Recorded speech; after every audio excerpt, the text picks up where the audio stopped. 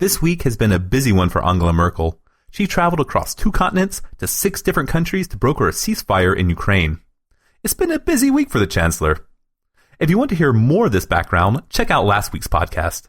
To explain to us this busy week in diplomacy, we're joined by Joanna Slater, Berlin correspondent of Canada's national newspaper, The Globe and Mail. So, Joanna, last week, Angela Merkel and French President François Hollande travelled to Kiev and Moscow to broker a ceasefire. What came out of those talks? Basically, what came out of those talks was a promise to keep talking, and that's exactly what they did, agreeing to a summit the following Wednesday in Minsk. There was certainly a sense among the German and French governments that the violence in Ukraine threatened to really spin out of control, and that a last-ditch effort to forge some kind of agreement was a worthwhile, if uncertain, effort. So then, after these talks took place in Kiev and Moscow, Angela Merkel, the German chancellor, then travelled to the United States to speak with Barack Obama, and then to Ottawa to speak to Prime Minister Stephen Harper. Was this an attempt to gain support for the diplomatic as opposed to the military method of dealing with the conflict? In short, yes. There are a number of voices, both in Canada and the U.S., but particularly the U.S., who believe that the time has come to help Ukraine defend itself, in other words, to supply weapons or other military hardware to the army there. Now, Chancellor Merkel, as you mentioned, has been quite clear, blunt even, that such a step would not solve the conflict and would, in fact, be counterproductive.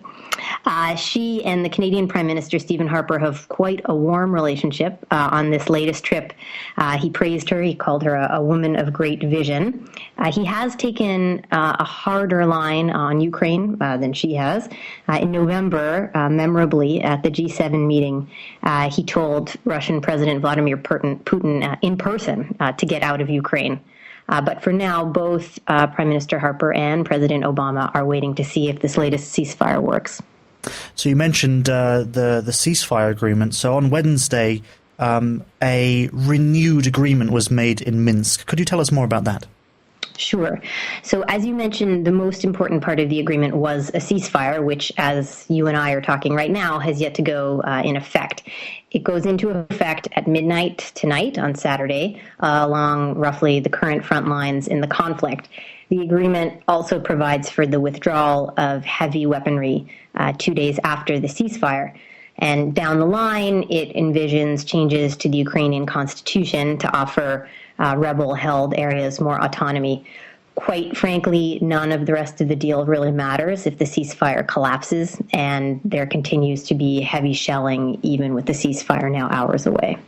And the previous Minsk agreement was also for a ceasefire, which wasn't it ended up breaking up quite quickly, that ceasefire agreement. So what are the prospects for the future now in this conflict after this second agreement?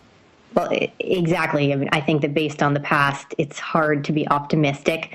You know, the current agreement is not so different from the previous one signed in September, also in Minsk, and which was immediately violated. So finally, how and why has Germany specifically been so instrumental in this agreement? Look, I think Germany has been nothing short of pivotal here. Chancellor Merkel really drove the latest initiative for dialogue, together with French President François Hollande, but really this is her baby. And it speaks to her deep involvement in the conflict, but also her country's changing role.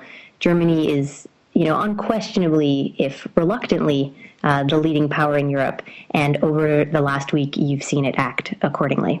How has Germany reacted to Angela Merkel's position in this negotiation, where she's been flying through Europe and North America to broker this agreement? So what was the German opinion? I think you've seen pretty much a uniformly positive reaction to Chancellor Merkel's kind of dogged pursuit of her policy aims, both in the press and even from her, political rivals who have given her a lot of credit for really pursuing a negotiated solution to the ends of the earth or across the earth. You've seen, as I say, you've seen her described as, the world chancellor in tabloids admiringly. I think the question becomes what happens further down the line. Right now, she really does seem to have the majority of the German electorate behind her. But if this ceasefire falls apart and if there does if there does open up a rift between the U.S. and Europe in terms of strategy in Ukraine, then it will be, I think, a little bit harder for her position to be uniformly positive, and it certainly would be a big blow to the kind of leadership that she's exercised if the negotiated solution falls apart. And if this works, and if Angela Merkel steps down at the next election, which she might, this is legacy building stuff if this works. Absolutely right. Absolutely right. I can't think of another leader who has been in quite such a crucible, not just one crucible, in fact, but two at the same time, both Ukraine and the Greece debt crisis.